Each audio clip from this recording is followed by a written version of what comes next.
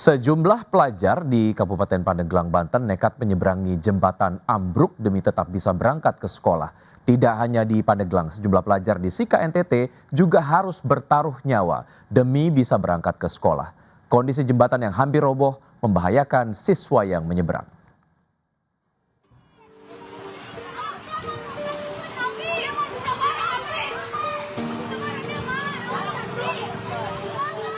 Sejumlah pelajar sekolah dasar nekat melewati jembatan ambruk di Kampung Kadu Pandak, Desa Sinarjaya, Kecamatan Mandalawang, Pandeglang. Murid-murid terpaksa menuruni tebing curam berjalan perlahan di atas sisa rangka jembatan yang licin. Mereka kemudian meniti tangga bambu sederhana yang dipasang untuk menyeberangi sungai. Jembatan yang mereka lalui ambruk pada Sabtu 1 Februari 2026 lalu. Akibat struktur jembatan yang sudah tua dan juga lapuk dimakan usia. Jembatan ini merupakan salah satu akses yang bisa dilalui warga setempat. Kondisi yang sama juga dialami sejumlah warga dan pelajar di Desa Dobo, Kecamatan Mego, Kabupaten Sika, Nusa Tenggara Timur. Mereka harus bertaruh nyawa saat menyeberang jembatan gantung yang hampir roboh untuk berangkat ke sekolah. Setiap hari mereka harus menyeberangi jembatan gantung yang rusak parah. Jembatan gantung ini merupakan satu-satunya akses jalan warga dan murid untuk menuju ke sekolah dan fasilitas umum lainnya. Warga serta pelajar berharap agar pemerintah setempat segera membangun jembatan yang layak untuk memudahkan aktivitas serta keselamatan mereka. Tim Liputan iNews melaporkan. Pemirsa, ratusan pasien BPJS penerima bantuan iuran atau PBI tidak bisa berobat karena tiba-tiba kartunya nonaktif. Demi bisa berobat, warga terpaksa antri mengurus kepesertaan BPJS Mandiri.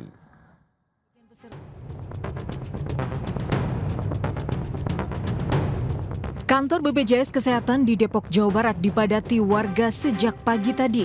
Antrean terjadi setelah sebagian peserta BPJS penerima bantuan iuran atau PBI tidak bisa berobat karena kartunya mendadak nonaktif.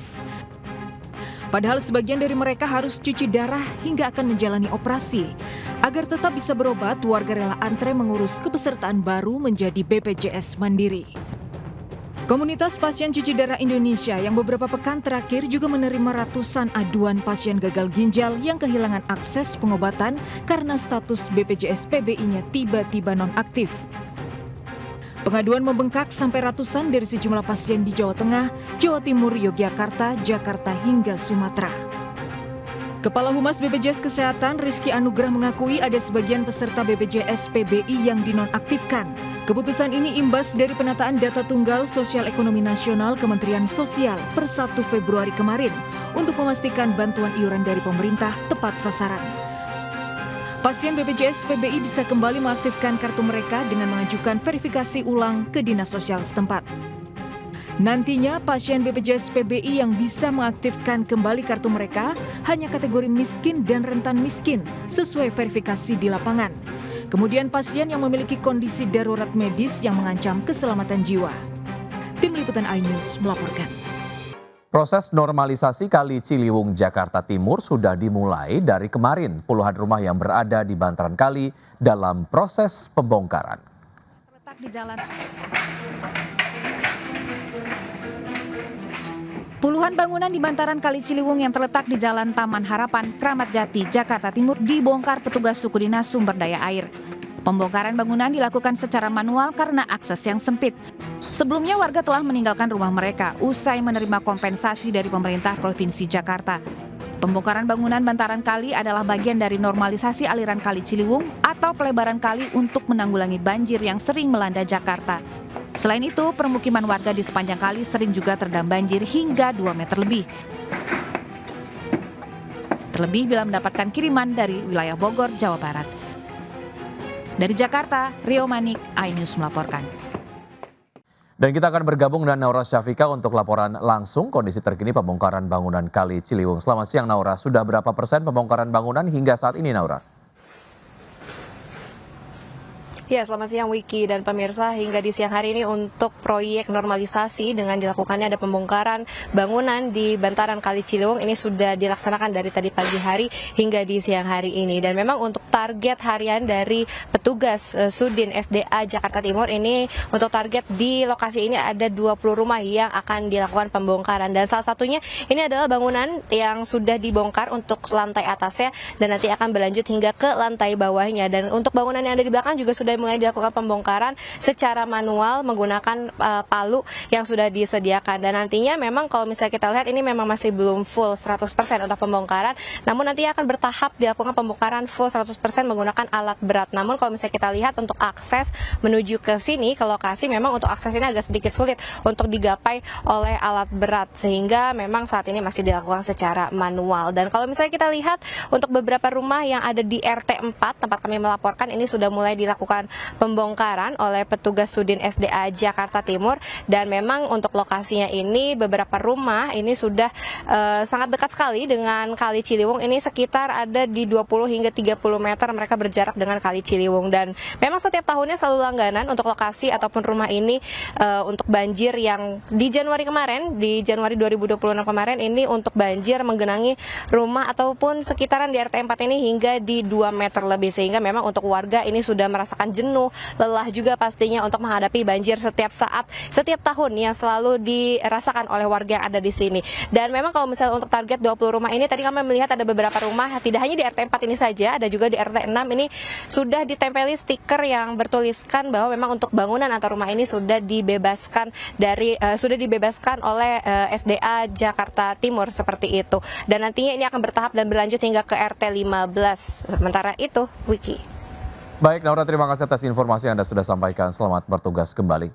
Komisi Pemberantasan Korupsi atau KPK menangkap sejumlah pejabat Ditjen Pajak dan Ditjen Bea Cukai dalam sejumlah operasi tangkap tangan beberapa hari terakhir.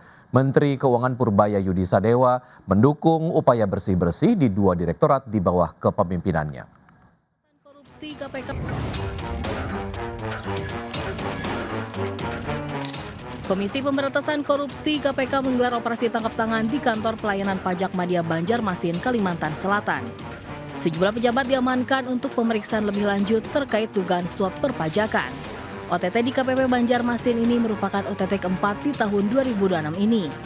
Sebelumnya, awal tahun ini KPK menangkap sejumlah pejabat pajak di KPP Jakarta Utara terkait kasus suap diskon pajak. Selain di Ditjen Pajak, KPK juga menangkap mantan pejabat Bea Cukai dalam operasi tangkap tangan di Jakarta dan Lampung. Salah satunya mantan Direktur Penyidikan dan Penindakan Bea Cukai atau setara pejabat eselon 2.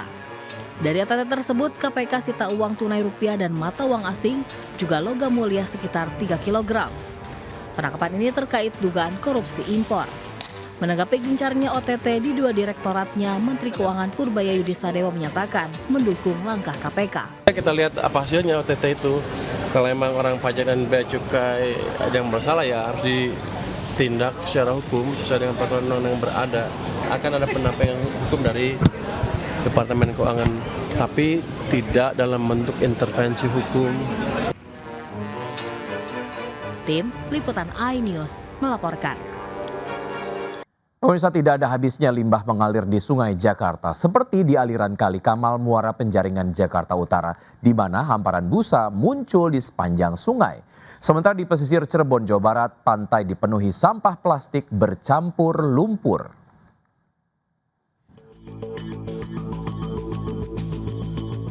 Busa tebal terhampar di aliran Kali Kamal Muara Penjaringan Jakarta Utara. Gulungan busa muncul dari rumah pompa Polder Kamal saat mesin pompa sedang dioperasikan dari aliran sungai menuju ke laut. Hamparan busa berterbangan di pinggir tanggul kali di atas aliran air yang berwarna hitam. Menurut warga, diduga hamparan busa muncul dari limbah rumah tangga dan juga industri di kawasan sekitar sungai.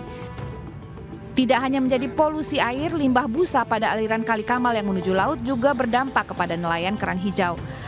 Warga meminta agar pemerintah bisa bertindak tegas pada pelaku pencemaran dan juga penanganan serius terhadap busa yang memenuhi sepanjang kali. Dari Jakarta, Rizky Falufi, iNews melaporkan.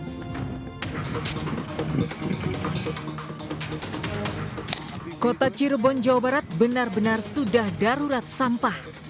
Bertonton sampah yang terbawa arus di sejumlah sungai bermuara ke pesisir pantai Cirebon. Hari demi hari, sampah plastik terus menumpuk dan bercampur lumpur hingga membentuk daratan yang mengubur bibir pantai dan menjorok ke perairan.